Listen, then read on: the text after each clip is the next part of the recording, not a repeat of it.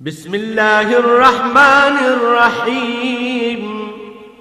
شروع اللہ کے نام سے جو بڑا مہربان نہایت رحم والا ہے۔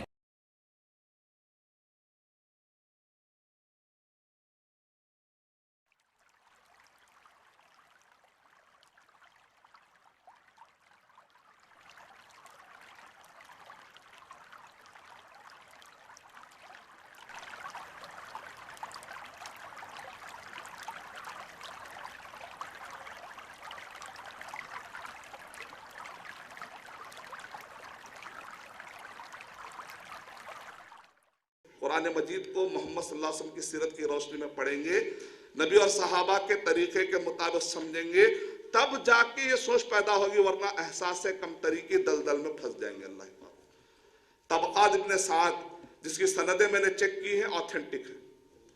طبقات ابن سعد میں حضرت عمر بن عاص رضی اللہ تعالیٰ عنہ کے اسلام قبول کرنے کا واقعہ ہے۔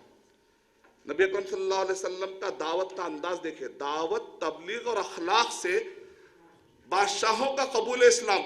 عمر بن عاص رضی اللہ تعالیٰ عنہ اس زمانے کے جتنے سپاہی تھے، ان سپاہیوں کے اعلیٰ، یعنی جس کو کہتے ہیں آپ سپہ سالار، جنگ احد میں نبی اکرم صلی اللہ علیہ وسلم کو جو تکلیف پہنچی، اس وقت پر تین بڑے مخالف، ابو سفیان سرغنہ ہے، اور فوج کے جو بڑے ہیں، ایک طرف خالد بن ولید رضی اللہ تعالیٰ عنہ اور دوسری طرف ہے عمر بن عاص رضی اللہ تعالیٰ عنہ۔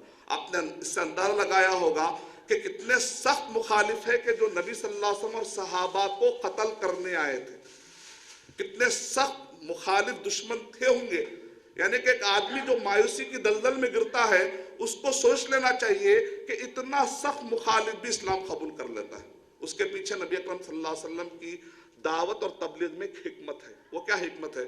طبقات ابن سعد کی روایت کے مطابق، جس کی سند آتھینٹک ہے، نبی اکرم صلی اللہ علیہ وسلم غائبانہ میں، اکثر ہم کیا کرتے ہیں غائبانہ میں اپنے بھائی کی غیبت کرتے، لیکن نبی اکرم صلی اللہ علیہ وسلم کے اخلاق دیکھیے، غائبانہ میں وہ آدمی کی تعریف کرتے تھے۔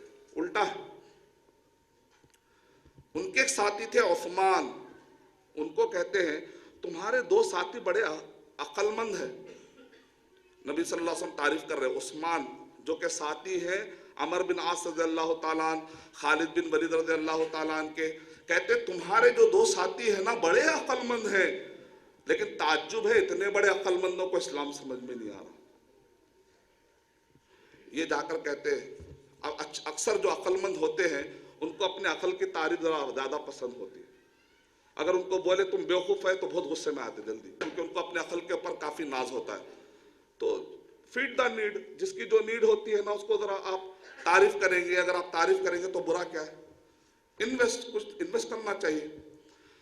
وہ جا کر کہتے ہیں جانتے ہو تمہارے بارے میں کیا کہہ رہے تھے؟ کیا کہہ رہے تھے؟ تم عقل مند ہو۔ اچھا، ہم تو ان سے دشمنی کرتے، ہو سکتا کچھ نام رکھے ہوں گے، ہمارے عقل کی تعریف کر رہے۔ اچھا کیا کہہ رہے تھے؟ کہا کہ اتنے سمجھدار لوگوں کو اسلام کیوں سمجھ میں نہیں آ رہا ہے؟ یعنی کہ ایک آدمی کو جیسے کہتے ہیں سمجھنے کے لیے بہانہ چاہیے، ہدایت کے لیے اللہ سبحانہ و تعالیٰ بہانے بنا بنا کر انسان کو ہدایت کی طرف بلانا چاہتے ہیں۔ ان کے دل میں ایک محبت بیٹھی محمد صلی اللہ علیہ وسلم کے اس اخلاق حسنہ سے۔ کیا اثر کیا گیا اس کے ڈیٹیل مجھے نہیں ملے روایتوں میں نے بہت تلاش کیا اور کیا کیا ڈیٹیل ہے مجھے نہیں ملے، اتنے ہی الفاظ ملے۔ عمر بن عاص رضی اللہ تعالیٰ عنہ جاتے ہیں اور جا کر کہتے ہیں لا الہ الا اللہ محمد الرسول اللہ، اور اس کے بعد گھوڑا لے کر سیدھا جاتے ہیں عمان کے بادشاہ، اور اسی طریقے سے اس زمانے کا عمان اور بحرین کے بادشاہ، یہ دونوں دوست تھے، اور جا کر کہتے ہیں اسلام قبول کر لو، میں سیلفش بننا نہیں چاہتا، میں چاہتا ہوں کہ تم کو وہ چیز دے دوں جو چیز میں نے میرے لیے پسند کی ہے، میں نہیں چاہتا کہ اس سے تم محروم ہو جاؤ۔ اتنی گفتگو ہوئی یہاں تک کہ عمر بن عاص رضی اللہ تعالیٰ عنہ نے بہرحال ان کو منوا لیا، اور انہوں نے بھی کہا لا الہ الا اللہ محمد رسول اللہ۔ یہ اسلام وہ سچا دین ہے کہ جس کا مخالف بھی دائی بن جاتا ہے، الحمدللہ۔ اسی پر بس نہیں کیا، بعض لوگ کہتے ہیں ارے شیخ، اس بعد نعوذ باللہ صحابہ اکرام کا جو لوگ مذاق اڑاتے ہیں، لوگ کہتے ہیں یہ لوگ زندگی بھر ہمارے نبی کو ستائے، لہذا ان کی زیادہ عزت نہیں ہونی چاہیے، نعوذ باللہ۔ ان کی توبہ اتنی لائق ہے، ان کی توبہ اتنی ہائی ہے، ہمارا جو ایمان ہے، ہمارا جو عمل ہے، وہ توبہ کرنے والے صحابہ کے قریب بھی نہیں پہنچ سکتا. ہم جا کے ان کے بارے میں جج کریں. کون ہے عمر بن عاص رضی اللہ تعالیٰ عنہ، جنہوں نے مصر کو فتح کر کے مسلمانوں کے قدموں میں لا کر ڈال دیا؟ کون ہے خالد بن ولید رضی اللہ تعالیٰ عنہ، جنہوں نے بیت المقدس کی کنجیوں کو مسلمانوں کے قدموں میں لا کر ڈال دیا؟ سعد بن ابی وقاص رضی اللہ تعالیٰ عنہ کو فتح قادسیہ، ایران جو اتنا بڑی سلطنت ہے، جو زمانے میں 17 کنٹریز میں آج سپلٹ ہو چکا ہے، اتنا بڑا ایران، فارس، اس کی شروعات کی فتح دلانے کے لیے مدد کرنے والے خالد بن ولید رضی اللہ تعالیٰ. لوگ ابو سفیان اور ان کے گھرانے کی بھی بڑی بے عزتی کرتے ہیں، نعوذ باللہ. وہ جانتے نہیں اصل میں ابو سفیان رضی اللہ تعالیٰ کا مقام کیا ہے. ابو سفیان رضی اللہ تعالیٰ عنہ کے بیٹے معاویہ رضی اللہ تعالیٰ عنہ 20 سال سے بھی زیادہ، اگر آپ پورا بنو امیہ شمار کر لیں تو پھر کئی سال ہو جائیں گے، اس خاندان نے خدمت کی اسلام کی. اور ان کے دور میں اسلام گجرات سے لے کر ویسٹرن سہارا تک اور اسپین سے لے کر نیچے پورا، یعنی کہ تقریباً آپ کے پورے فار ایسٹ تک اسلام جگمگا رہا تھا. یہ وہ گھرانہ ہے کہ جنہوں نے توبہ بھی کیسی توبہ کی کہ بھائی ہم زندگی بھر اسلام کی مخالفت کرتے رہے. اب اس کا کفارہ کیا ہے بھائی؟ مان لیجئے فی الوقت یہاں پر ہم بیٹھے ہوئے ہیں، اگر ہم جائزہ لیں گے تو ہم نے اسلام کی ویسے خدمت نہیں کی جیسے کرنی چاہیے، تب اس کا کفارہ کیا ہے؟ اب اتنے پاور کے ساتھ اب یہ جذبہ لے کے اٹھیں گے انشاءاللہ ہم کہ ہم وہ پورا کفارہ کر سکیں جو پورے گزشتہ سالوں میں ہم اسلام کی خدمت نہیں کر سکے. یہ جذبہ لے کر اٹھیں انشاءاللہ. جیسا کہ یہ صحابہ کرام دیر سے اسلام قبول کیے، لیکن جب وہ پلٹے تو انہوں نے مصر فتح کر لیا، جب وہ پلٹے تو انہوں نے بیت المقدس فتح کر ڈالا، جب وہ پلٹے تو انہوں نے فارس کی حکومت کو ہلا ڈالا، جب وہ پلٹے تو انہوں نے روم کی کایا کو پلٹ ڈالا، جب وہ پلٹے تو انہوں نے، ان کے پورے خاندان نے خلفائے راشدین کے بعد پورے مسلمانوں کو ایک منظم خلافت کی اور ایک شکل دی انہوں نے الحمدللہ. اور اسی طریقے سے اگر ہم بادشاہوں کے نام گنانا چاہیں، جبلہ اسلام قبول کیے لیکن بعد میں توفیق نصیب نہیں ہوئی، مرتد ہو گئے. نجاشی، وائل بن حجر، یمن کے ایریے میں ایک بادشاہ، آپ جانتے ہیں ان کے تو نماز جب آپ پڑھتے ہیں محمد صلی اللہ علیہ وسلم کے طریقے کے مطابق نماز پڑھتے ہیں تو ان میں جو اہم راوی ہیں ان راویوں میں وائل بن حجر بھی، یہ اپنے ایریے کے بادشاہ تھے. دیکھیں بادشاہ اسلام قبول کرنے کے بعد پھر اتنا علم حاصل کرتے کہ وہ راوی بن جاتے ہیں. اندازہ لگائیے کہ وہ کس لیول پر متاثر تھے ہوں. وائل بن حجر، بادان کون ہے؟ یہ فارس کی طرف سے بھیجا گیا ایک ایمبیسڈر آدمی تھا جس کو کہا گیا کہ یمن کے ایریے میں آپ جائیں اور جا کر محمد صلی اللہ علیہ وسلم سے کہیں کہ وہ کسرا کی حکومت کو تسلیم کر لے. بہرحال وہ ایک لمبا واقعہ ہے، شیخ البانی رحمۃ اللہ علیہ نے السلسلہ الصحیحہ میں اس کا ذکر کیا ہے. تو بادان آخری میں بہرحال اسلام قبول کر لیتا ہے. اب یہ شخص کون ہے؟ آج کے زمانے میں جو ایمبیسڈر کی اہمیت ہوتی ہے، اس زمانے میں 17 ملکوں کے برابر والا جو ملک تھا یا جو ایریا تھا جس کو ہم کہتے ہیں کسرا کی حکومت، یہ جو رائٹ سائڈ میں تھی اس کو کہتے ہیں فارس، کیونکہ یہاں پر فارسی زبان بولی جاتی تھی، کسرا کے لوگ تھے. لیفٹ سائڈ پر جو اوپر حکومت تھی اس کو روم کہتے تھے کیونکہ یہاں پر کرسچینٹی کو ماننے والے لوگ تھے. اور یہ بعد میں 37 کنٹریز میں سپلٹ ہو گیا. اور یہاں کا جو بادشاہ تھا اس کو کہتے ہیں ہرقل شاہ روم. روم کے سلطنت کا جو بڑا بادشاہ تھا ہرقل شاہ روم. اس کے تابع میں آتے تھے مقوقس، مصر کے، ایجپٹ کا جو بادشاہ تھا مقوقس. اس کے فالو میں آتے تھے نجاشی جو ایتھوپین ڈائناسٹی کے تھے، یہ تو ان کے فالوورز تھے. اور اسی میں سے یہ ہے الحارث الغسانی، الحارث الحمیری، یہ یمن کے ایریے کے بادشاہوں کے نام ہیں جنہوں نے اسلام قبول کیا. ذو مران، الاصابہ میں ابن حجر رحمۃ اللہ علیہ نے کہا کہ صحابی تھے جو اصل میں پہلے بادشاہ تھے. یہ جو ریاض ہے یہاں سے لے کر مدینے تک کا جو ایک ایریا تھا، ثمامہ بن اثال، آپ نے نام سنا، مشہور واقعہ ہے کہ ان کو ایک ستون سے باندھ دیا جاتا ہے ایک رسی کے ذریعے سے. تو یہ بہرحال یہ جو یمامہ کا جو ایریا ہے اور ریاض کا جو ایریا، اس ایریا کے جو بادشاہ تھے انہوں نے اسلام قبول کیا. ابو سفیان رضی اللہ تعالیٰ عنہ جب تک انہوں نے اسلام قبول نہیں کیا تو کئی قبیلے اس ارادے میں تھے کہ اگر ابو سفیان قبول کریں گے تو ہم کریں گے. نتیجے میں کئی قبیلوں نے اسلام قبول نہیں کیا تھا، لیکن جیسے ہی ابو سفیان نے اسلام قبول کیا تو سارے قبیلوں نے کہا لا الہ الا اللہ محمد رسول اللہ. اور آیت جو نازل ہوئی اذا جاء نصر اللہ والفتح ورأیت الناس يدخلون فی دین اللہ افواجا، یہ جو فوج در فوج والا معاملہ ہے یہ ابو سفیان رضی اللہ تعالیٰ عنہ کے اسلام قبول کرنے کا واقعہ. کچھ بادشاہ ہیں جنہوں نے اسلام قبول نہیں کیا، لیکن انہوں نے ایسی ایسی باتیں کی جس سے پتا چلتا ہے کہ وہ مانتے ہیں کہ محمد صلی اللہ علیہ وسلم ہے، لیکن کسی بھی مجبوری کی وجہ سے بہرحال اسلام قبول نہیں کیے. اس میں سے روم کا جو بادشاہ ہے، آج کے دور میں جو روم ہے 37 کنٹریز میں بٹا ہوا ہے. اس زمانے کا جو روم ہے سیریا، اسرائیل، لبنان، جارڈن، ترکی، مصر، وہ پورا ویسٹرن سہارا تک، پھر اوپر اٹلی، فرانس، اسپین، سوئٹزرلینڈ، یہ یورپ کے جو کنٹریز آپ دیکھ رہے ہیں، افریقہ کے کنٹریز ہیں اور ایشیا کے بہت سارے کنٹریز، ان سب کو ملا کر اس زمانے میں روم کی سلطنت کہا جاتا تھا. یہاں پر عیسائی پھیل چکے تھے. اس کے جو سرغنہ یا بادشاہ کا نام تھا ہرقل شاہ روم. صحیح بخاری والیوم نمبر 1 حدیث نمبر 4 اور 5 6، اس کے اندر آپ کو پورا ڈیٹیل میں واقعہ ہے. تقریباً میرے پاس 3 صفحے کا ہے، یعنی اس کا ترجمہ کیا. اتنا بڑا واقعہ ہے جو صحیح بخاری میں آپ کو ملے گا کہ ہرقل شاہ روم نے اسلام قبول نہیں کیا، لیکن اس نے ایسے ایسے سوالات کیے. اس کے اندر صحیح بخاری کے اندر کیا وہ ایسا کرتا ہے، کیا وہ شخص ایسا ہے، کیا ان کی تعداد بڑھ رہی ہے گھٹ رہی ہے، کیا تمہارے درمیان جب صلح ہو رہی ہے تو کیا وہ آدمی کبھی جھوٹ کہتا ہے، کیا اس کے آباء و اجداد میں کوئی بادشاہت کا دعویٰ کرنے والے.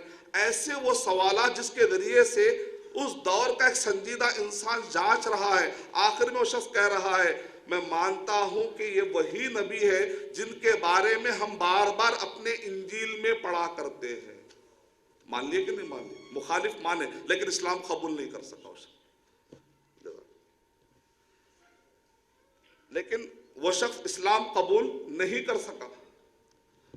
اس نے یہاں تک کہہ دیا کہ جو باتیں تم مجھے ابھی جوابات میں دیو، میں نے جو سوالات کیے اور تم نے جواب میں جو کہا، اگر یہ باتیں سچی ہیں، اور جواب دینے والا شخص کون ہے؟ عرب میں سے ایک شخص ہے، اس کا نام ہے ابو سفیان. اب یہ وہی ابو سفیان ہے جن کے بارے میں کہہ رہا کہ جنگ احد کے میدان میں جنگ احزاب برپا کرنے والا، جنگ بدر اصل میں قائم کرنے کا جو ذریعہ بننے والا شخص، تجارتی قافلے کو بچا کے لے جانے والا شخص، اور یوں سمجھے اس زمانے کا محمد صلی اللہ علیہ وسلم کے خلاف جنگوں کے کرنے کے لیے جو فائنانس منسٹر تھا، پیسہ فنڈ لگا کر فسادات اور جنگیں قائم کرنے والا جو پاورفل شخص ہوتا ہے، وہ اس زمانے کا ابو سفیان تھا. یہ وہی ابو سفیان ہے جو جوابات دے رہے تھے. اور سامنے سوال کرنے والا کون ہے؟ روم کا بادشاہ ہے.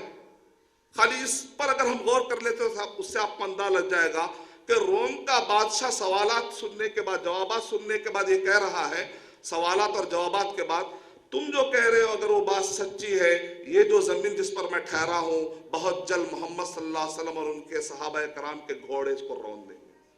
یعنی اب یہ جو زمین ہے اب یہ میرے قبضے میں رہنے والی نہیں ہے. بعض روایتوں میں یہ بھی آیا ہے کہ جب یہ بیت المقدس چھوڑ کر جا رہا تھا تو بیت المقدس کی طرف بہت دیر تک دیکھتے رہا. اس نے کہا بیت المقدس ایسا لگتا ہے کہ میں اب واپس جا رہا ہوں. وہ اصل آیا تھا اٹلی سے، روم جو اب چھوٹا ہے. ایک زمانے میں روم کتنا تھا؟ 37 کنٹریز. آج کے دور میں روم کتنا چھوٹا، آپ اندازہ لگائیے. یہ صحابہ کرام کی محنتیں ہیں. آج اتنے سارے ملکوں میں بہت سارے الحمدللہ مسلمان پائے جاتے ہیں. اس زمانے کا روم سیریا، اس زمانے کا روم لبنان، اس زمانے کا روم جارڈن، اس زمانے کا روم ترکی، اس زمانے کا روم مصر، اس زمانے کا روم ٹونیشیا، اس زمانے کا روم لیبیا، اس زمانے کا روم ویسٹرن سہارا. یہ سارے ایریوں میں مسلمان پائے جاتے کہ نہیں پائے جاتے؟ اس کے پیچھے کس کی محنت ہے؟ محمد صلی اللہ علیہ وسلم کے دعوت، تبلیغ اور اخلاق حسنہ. رات دن کی محنت. رہے اس سے محروم نہ آبی نہ خاکی، رہے اس سے محروم نہ آبی نہ خاکی، हरी हो गई खेती सारी खुदा की, वो बिजली का कड़का था या सौते हादी, वो बिजली का कड़का था या सौते हादी, अरब की जमी जिसने पूरी हिला दी, अरब की नहीं आलम की जमी जिसने पूरी हिला दी, जो न थे खुद राह पर औरों के रहबर बन गए, वो क्या नजर थी जिसने मुर्दा को मसीहा कर दिया। सहाबा इकराम के बारे में उस जमाने की वो मेहनतें हैं। तो आपने संदा लगाया, मुकौकस मिस्र का बादशाह इस्लाम तो कबूल नहीं किया, लेकिन मारिया तिब्तिया रज़ी अल्लाह ताला अन्हा, आपने नाम सुना होगा, ये गिफ्ट करने वाले, तोहफे के तौर पर भेजने वाला यही शख्स था। इसने क्या किया, इब्ने तैमिया रहमतुल्लाह अलैह ने असारिमुल मसलूल में वाक़या लिखा है कि इस शख्स ने हाथी के दांत का बना हुआ एक संदूक में नबी अकरम सल्लल्लाहु अलैहि वसल्लम के खत को बड़ी इज्जत के साथ उसने महफूज रखा और उसने तोहफे देकर कासिद को रवाना किया। इब्ने तैमिया रहमतुल्लाह अलैह असारिमुल मसलूल में लिखते हैं कि आज इब्ने तैमिया रहमतुल्लाह अलैह का ज़माना क्या है, 661 और इंतकाल हुआ 728 में, यानी लगभग 650 साल गुजर चुके हैं। इब्ने तैमिया रहमतुल्लाह अलैह कह रहे हैं 650 साल का ज़माना हो चुका है, मैं पलट के देखता हूँ तो मुझे किसरा की हुकूमत कहीं नज़र नहीं आती, लेकिन आज भी रोम की कुछ ना कुछ तो हुकूमत नज़र आती है। तो इब्ने तैमिया रहमतुल्लाह अलैह लिख रहे हैं कि किसरा ने खत को फाड़ दिया था तो नबी सल्लल्लाहु अलैहि वसल्लम ने कह दिया था, उसने मेरे खत को फाड़ दिया, अल्लाह उसकी बादशाहत को फाड़ दे, वो बाकी नहीं रही। उन्होंने सिर्फ खत की कदर की, इस्लाम कबूल नहीं किया, तो कह रहे हैं कि खत की उन्होंने सिर्फ कदर की तो रोम की बादशाहत आज भी टिकी हुई है। ऐ मुसलमानों, अगर तुम तालीमात की कदर कर लोगे तो क्या तुम क़यामत तक बाकी नहीं रहोगे इंशाअल्लाह। डरने की बात क्या, इसमें घबराने की बात क्या, इसमें एहसास कमतरी में जाने की बात क्या। इसमें असल बात यह है कि हमको नबी सल्लल्लाहु अलैहि वसल्लम के अहादीस मुबारक और सीरत का अंदाजा नहीं, कुरान और सही हदीस के पावर का अंदाजा नहीं है, मनहज सलफ के पावर का अंदाजा नहीं है। अगर ये हो जाए तो हमारे लिए फिर इंशाअल्लाह मसला ही बाकी नहीं रहेगा। हौदा, इस आदमी ने इस्लाम कबूल नहीं किया, ये लेकिन ये वो लोग थे जो ईसाइयत को मानने वाले उस जमाने के, जिन्होंने बड़ी इज्जत के साथ कासिदों के साथ मामला किया। इस्लाम तो कबूल नहीं किया लेकिन उन्होंने अच्छे तरीके से सलूक किया। अगर बात में अभी अगर करूं कि इकरिमा जो अबू जहल एक सरगना था, उसके बेटे ने इस्लाम कबूल किया तो यकीनन खुशी की बात है। नबी सल्लल्लाहु अलैहि वसल्लम के मुखालिफीन के बड़ी फहरिस्त है, लंबी फहरिस्त है, उन्होंने इस्लाम कबूल किया। मैं उन सारे वाक़यात को कट करते हुए सिर्फ अबू सुफियान रज़ियल्लाहु ताला के इस्लाम कबूल करने का वाक़या बता देता हूँ कि नबी सल्लल्लाहु अलैहि वसल्लम के अखलाक़ हसनात कैसे इस्लाम कबूल होता। दो मिसालें, एक है उर्वा रज़ियल्लाहु ताला और दूसरी मिसाल है अबू सुफियान की। दो मिसालें क्यों दे रहा हूँ, क्योंकि कुरान मजीद में इनके बारे में खास तौर से आया, उर्वा के बारे में, मिनल क़रयतैन अज़ीम, क्या कहते थे कुरैश के लोग, ये यतीम को अल्लाह ने नबी क्यों बना दिया, नौज़ुबिल्लाह। कहते ये यतीम को अल्लाह ने नबी क्यों बना दिया। अगर बनाना ही होता अल्लाह ताला को तो मक्के में से कोई जो हमारे पास है, यानी अबू जहल है, अबू सुफियान है, और ताइफ में उर्वा है। जब नबी सल्लल्लाहु अलैहि वसल्लम ताइफ का सफर किए तो उस वक्त पर नबी अकरम सल्लल्लाहु अलैहि वसल्लम को पूरा मौका था कि अगर वो बद्दुआ दे देते तो ताइफ खत्म हो जाता था, लेकिन नबी अकरम सल्लल्लाहु अलैहि वसल्लम ने सब्र का मुजाहरा किया कि नहीं किया। हमको इतना सब्र का मुजाहरा करना है कि दुश्मन भी दाई बन जाए इंशाअल्लाह। ये लेवल का सब्र हमारे अंदर पैदा होना जरूरी है इंशाअल्लाह। हमको कई किस्म की तालीमें देते हैं लोग, जज्बात की तालीम देते हैं, जहालत की तालीम देते हैं, लेकिन ताइफ के मैदान के सब्र की वो तालीम जो दुश्मन को दाई बना दे, ऐसे तालीमात देने का हमने दर्स भुला दिया। नबी सल्लल्लाहु अलैहि वसल्लम ने ताइफ में जो आपने एक माने में सबकी जान बख्शी, सब्र का आपने मुजाहरा किया, नतीजा क्या निकला। उर्वा जो वहां के उस जमाने के बादशाह थे, उन्होंने कहा ला इलाहा इल्लल्लाह मुहम्मदुर रसूलुल्लाह। आप पूछिए जो हदीस के तलबा है, हदीस की किताबों में उर्वा रज़ियल्लाहु ताला अन्हु रावी के तौर पर आते हैं। ये वही उर्वा रज़ियल्लाहु ताला अन्हु है ना, जिनके बारे में नबी अकरम सल्लल्लाहु अलैहि वसल्लम ने कहा اگر عیسیٰ علیہ السلام دوبارہ جب آئیں گے تو یہ جو خوبصورت جو آدمی لمبے تھے خوبصورت طائف کے رہنے والے لوگ ان کو دیکھ کر کہتے تھے یہ نبی ہونا تھا، مطلب ان کا خیال تھا۔ نبی اکرم صلی اللہ علیہ وسلم نے ارشاد فرمایا عیسیٰ علیہ السلام جب آئیں گے تو ان کی شباہت یہ عروہ کی طرح رہے گی رضی اللہ تعالیٰ۔ یہ وہ عروہ ہیں جنہوں نے اسلام قبول کیا۔ اگر نبی اکرم صلی اللہ علیہ وسلم اس وقت پر صبر کا مظاہرہ نہیں کرتے واللہ اعلم پتہ نہیں کیا ہو۔ نبی اکرم صلی اللہ علیہ وسلم کے صبر کے مظاہرے سے وہاں سے کون نکلتے ہیں؟ عبد الرحمن الثقفی اور ان کے دو بھائی، یہ تینوں صحابہ تھے، صحابی، یہ تینوں صحابہ تھے اور انہوں نے سفر کیا گجرات کا۔ گجرات میں جو اسلام پھیلا یہ تین صحابہ کے ذریعے سے پھیلا، ثقفی، ہوادان اور ثقیف۔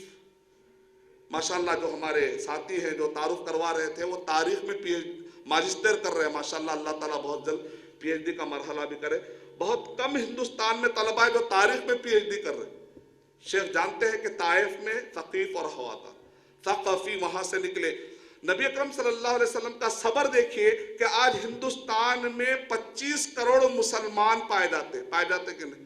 اب پرانا ہندوستان میں لایا تو پھر بنگلہ دیش اور پاکستان، افغانستان، ازبکستان، پھر میں صرف فی الوقت کے ہندوستان کی بات کر رہا ہوں۔ 25 کروڑ مسلمان ہیں اور ان کو ذریعہ جو بنے، ان کے اسلام کا جو ذریعہ بننے والے ہیں اس میں سے وہ تین بھائی ہیں جو طائف کے میدان سے نکل کر آئے، اور اس میں سے بعد میں تابعین کے زمانے میں محمد بن قاسم الثقفی جو بعد میں آئے، یہ ذریعہ بنے۔ ہم آج ہندوستان میں ہم مسلمان ہیں تو وہ نبی صلی اللہ علیہ وسلم کا وہ صبر تھا کہ خون بہ رہا ہے، اور صبر کا عالم یہ ہے کہ نہیں مجھے اب بھی امید ہے عسى اللہ ان یخرج من اصلابہم قوما یعبدون اللہ وحدہ۔ یہ نبی اکرم صلی اللہ علیہ وسلم۔ ابو سفیان رضی اللہ تعالیٰ کا قبول اسلام، جب ابو سفیان رضی اللہ تعالیٰ نے محسوس کیا کہ اب میری پوری طاقت ختم ہو چکی ہے، محمد صلی اللہ علیہ وسلم اور صحابہ اکرام مکے میں داخل ہونا چاہتے ہیں اور اب فتح ہو ہی جائے گا، یقین ہو گیا، تو ابو سفیان رضی اللہ تعالیٰ سمجھ گئے کہ میری تو معافی نہیں ہے۔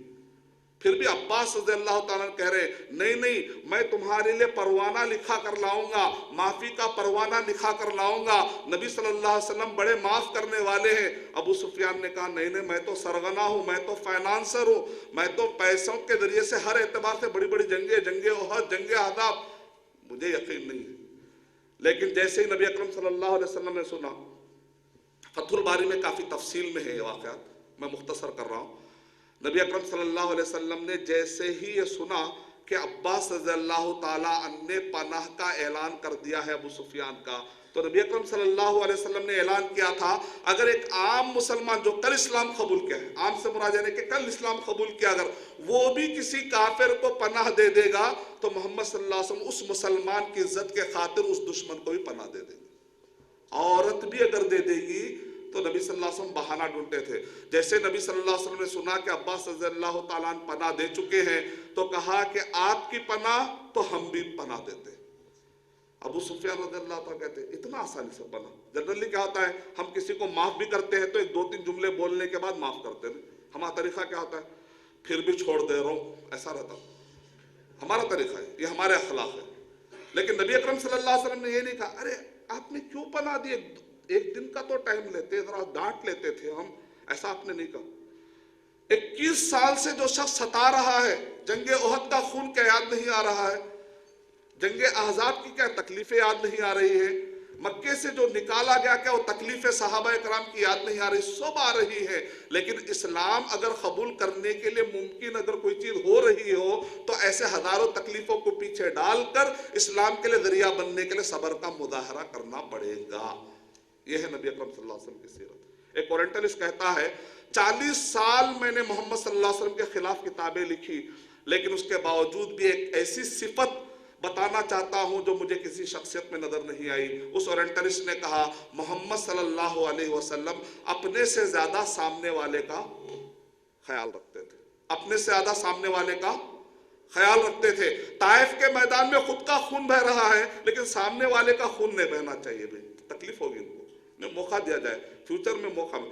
جنگ احد میں نبی صلی اللہ علیہ وسلم کو خون بہ رہا، صحیح مسلم کی روایت، انہوں نے معافی بھی نہیں مانگی، اے اللہ تو اس قوم کو تباہ نہیں کرنا ہے، جانتے نہیں کہ میرا مرتبہ کیا ہے۔ اس سے پہلے اللہ تعالیٰ سے معافی مانگ، اس سے پہلے اللہ سبحانہ تعالیٰ کا عذاب رکانے کے لیے دعا کر رہے۔ ابو سفیان 21 سال سے جس نے دشمنی کی، بڑے آسانی کے ساتھ چاچا نے کہا تو کہا کہ ہم پناہ دینے والے ہیں، اتنا آسانی کے ساتھ۔